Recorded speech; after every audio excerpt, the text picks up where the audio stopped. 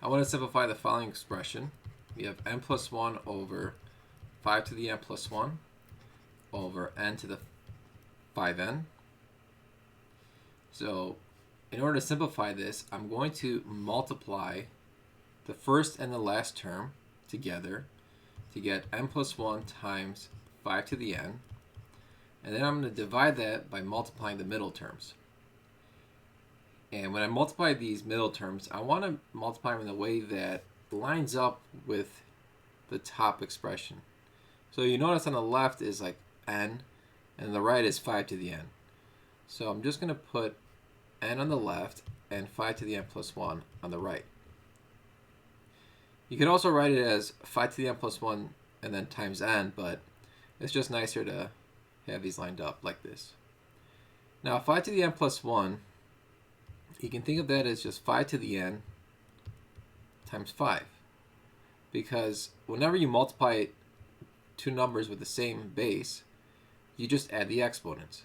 So the exponent here is n, and then this one is 1. N plus 1 will give you this. Okay, so we can get rid of the 5 to the n, and we'll be left with 5 to the first power. So that will be n plus 1 over 5 times n. Let's look at another example. I have negative 2 to the n plus 1 over n plus 1 squared all over negative 2 to the n over n squared. So we're going to do the same thing. We're going to multiply the first and the last. So that will be negative 2 to the n plus first power times n squared. And then we're going to divide that by the two middle ones. So notice here I have the negative 2 to the n power first. So I'm going to put that first. So it's be negative 2 to the n. And then I'm going to put the n plus 1 squared after. So if we look at the exponents, the only difference in the exponents is 1. So if I subtracted n plus 1 with n, there's only one factor remaining of negative 2. So then we'll just multiply n squared and then put that over n plus 1 quantity squared. So that's my answer.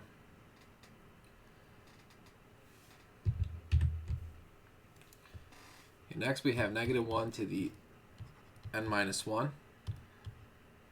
Sorry, n minus 1 times 3 to the n minus 1 over 2 to the n times n cubed, and that's going to be over negative 1 to the n minus 2 times 3 to the n minus 2 over 2 to the n minus 1 times n minus 1 cubed. So again, we're going to do the first and the last. So just put them in order like this. Doesn't really matter.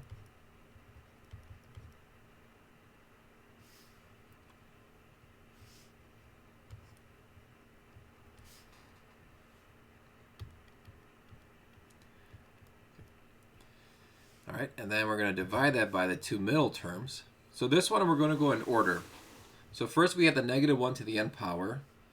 That's going to be this one. And then we have 3 to the n minus 1. Oh, that's this one. 3 to the n minus 2. And then we have 2 to the n power, so that's this one. And then finally, n cubed. So this is nicely lined up. Now I'm just going to compare each one. So negative 1 to the n minus 1 and negative 1 to the n minus 2.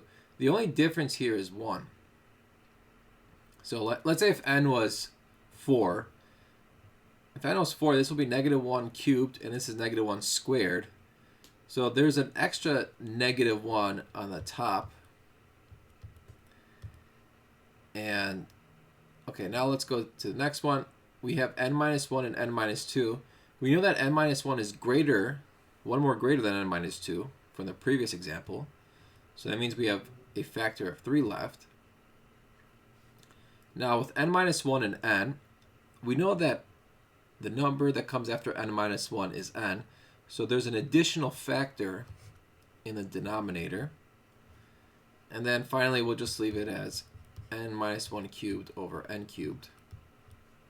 So if we simplify this, we have negative 1 times 3 is negative 3, and then n minus 1 cubed over 2n cubed. One more example. I have negative 3 to the n plus 1 over 2n plus 3 factorial. Then we're going to divide that by negative 3 to the n, 2n plus 1 factorial. Okay, so this one, we're going to do the first and the last. So that's negative 3 to the n plus 1, and then times 2n plus 1 factorial.